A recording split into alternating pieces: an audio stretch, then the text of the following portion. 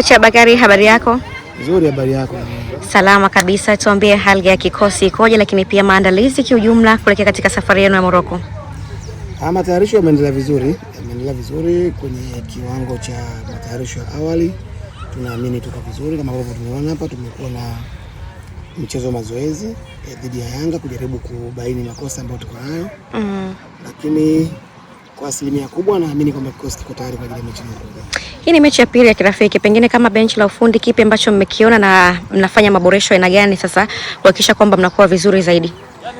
Kubwa kujaribu kwanza kuangalia tumemwona wachezaji wetu kwa kucheza mechi mbili kubwa ngumu, lakini pia kujaribu kutengeneza makosa mengi ambayo yatatufanya tuweze kuyafanyia kazi kujiandaa mechi ile ambayo inakuja. Kwa hiyo kwangu mimi nimefanikiwa. Jana tumecheza mechi, tumepata magoli matatu, tumefanyia kazi kidogo mapungufu yetu. Umeona leo tumeruhusu goli moja. Corona improvement kubwa ambayo kutoka mechi ya jana mechi ya leo imeonekana.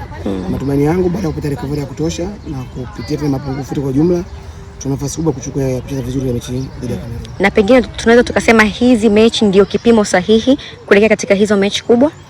Ukiangalia level ya Simba na level ya Yanga, hizi mechi kubwa, hizi timu kubwa kwenye nchi yetu, zina professional wengi. Kwa hiyo tumejaribu kupata tasti ya wachezaji ambao si wa Tanzania, kwa sababu kuna wachezaji ambao nao si wa Tanzania. Kwa hiyo mimi ni kipimo kikubwa sana mchezo wa jana, mchezo wa leo, na niwashukuru viongozi wa timu zote mbili, Simba na Yanga, kwa kukubali kusaidia matayarisho ya timu yetu kwa ajili ya mechi hii muhimu na ngumu. Kwa nini mwalimu mmefikiria zaidi Simba na Yanga na sio labda kutafuta timu yoyote labda ya taifa ambayo ungecheza nayo pengine ingewapa challenge kubwa zaidi?